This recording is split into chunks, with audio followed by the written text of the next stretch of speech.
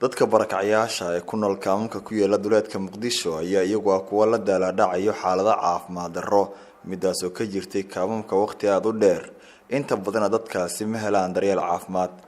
helitaanka adeegyada caafimaad ayaa iyagu kuwa ku xiran dhaqaalaha qofkaasi haysto waxaa jira dad danyar ah oo haysan dhaqaale ay naftooda uga badbaadiyaan caafimaad darrada haysa maadaama badana xarumaha caafimaad ay yihiin kuwa adeegoodu ku xiran yahay lacag dhawaan ayaa kaamam ku yaala duleedka degmada Daynile waxay ka heleen adeeg caafimaad oo bilaash ah isbuuciiba mar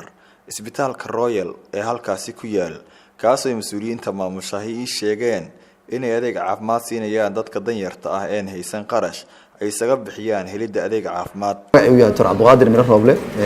ahna agaasimaha guud ee isbitaalka Royal Hospital maanta oo ay taariikhdu tahay 5 bisha 9 2018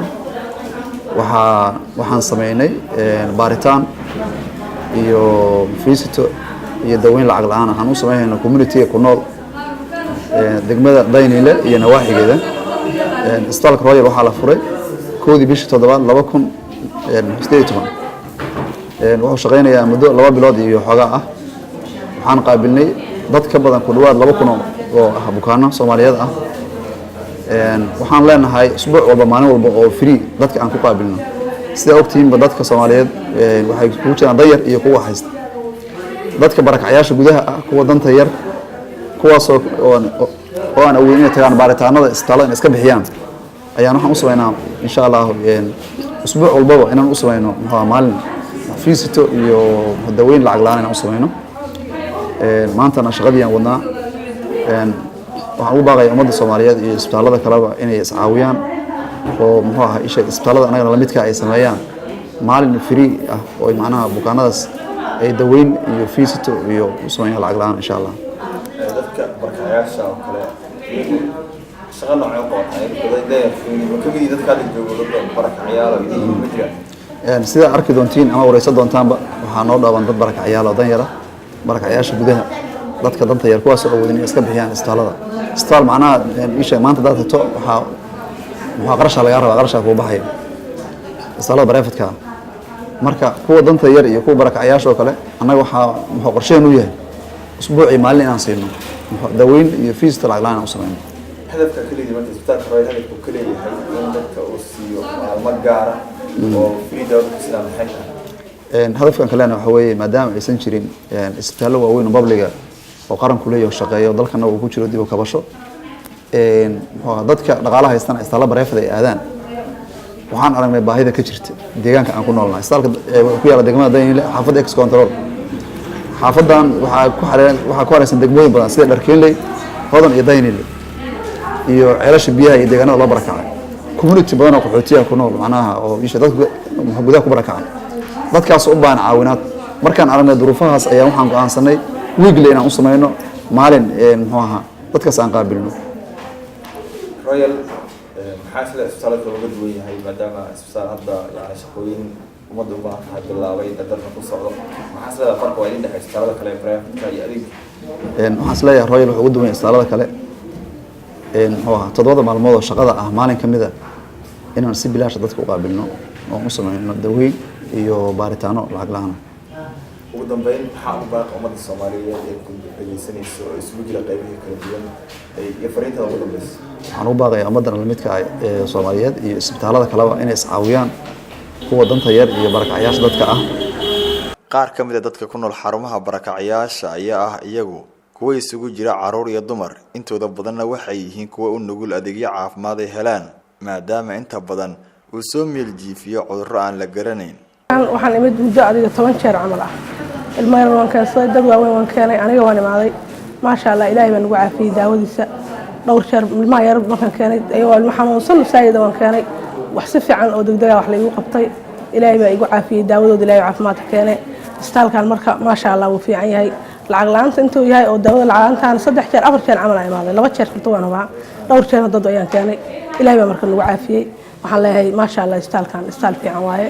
marka daawadiisana waa daawo tayo leh oo dadka hadii aysan daawadu tayo lahayn waxa ma tarayso qofka bukaanka daawada markii 2 jeer 3 jeer la siiyo qofka xanuunsan durba waxa loo garanaa ilaahay idinkiis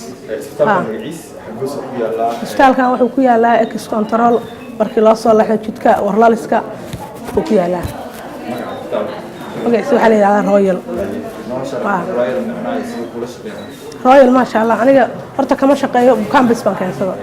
marka royal wuu fiican yahay aniga markaan maqlay oo meelahaas idaacadaha iyo waxaasan ka maqlay markaan imid bukaanka markaan keensaday bukaanka waxaa la igu qabtay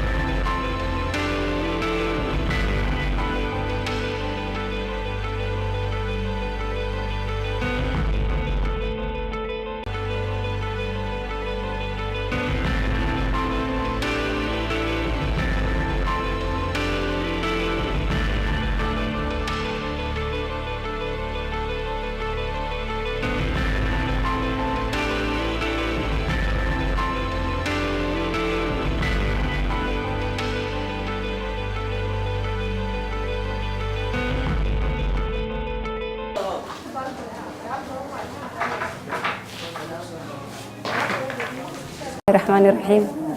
magacayga waxaa la yiraahdaa Dr. Sacdi Saciid Cali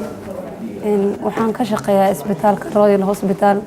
qaybta cudurrada haweenka iyo uurka jirta uureyda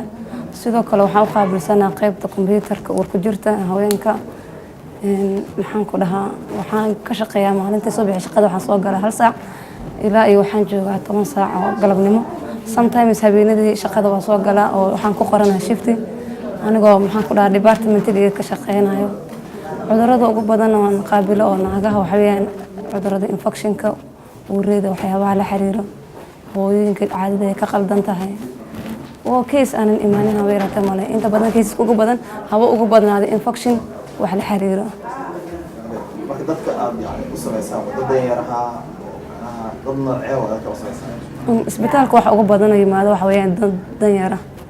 community inta degan inkastoo ay isugu jiraan laakiin kiisaska noo imaada waxay u badan dad danyara anagana waxaan u taaganahay waqti walba inaan maxaan ku iraahdaa caawino dadka barakaasha ah aan haysan daawooyinka iyo waxay ku gataan iyo baarista dadkaas qaabna ay la tacaamulaa qofkii awooda filaha alxamdulilah waa awoodaa qofkii aan awoodinin waxaan sameynaa furiya u sameynaa oo yiraahdo ma awoodna waayo bukaan xanuunsanaya oo ku yimaaday oo dan kugu yimaaday waxa waaye in aad u fidisid naxariis dhakhtarka sida lagu yaqaano marka waxaan uga dhignaa furiya qofkii aan awoodinin qofna daawo la'aan ama maxaan ku iraahdaa lama diro asoo dantiisa aysan karin ama aysan awoodinin ugu dambeyn tacaamulka dadkiisa waxa ka dhigaysa dadka soo wada shaqeeya sida guud maxaa isleedahay ana waa nimanka shaqada wadaan umada qaabna ay maadaama aad shaqada qabato kulli ilaa inta hadda aan ka aragnay inta isbitaalka uu furan yahay tacaamulka dadkana dhexdeena way wanaagsan yihiin kiisas badan oo aan qaabilo aniga xataa qaarkood casuumada ii fidiyaan kiisas waxaa jira maamo 10 sano dhiig baxaysay oo waxay tiri dhowr isbitaalaan tagay waxba la iima qabanin maxaan ku dhahaa ilaa intaas waan xanuunsanayay maamadii waan la tacaamulay waan fiiriyey weliba anemic saa'iday ahayd ilaa xad inaan daaweeya ilaahay igu guuleeyey way daawooday waxay i sameeyeen casuumaad kiisas badan oo aad naga dhexeeyana way jiraan waxaan wanaag ahayna ka wada tacaamulay alxamdulilah arrinkaa mudansadaan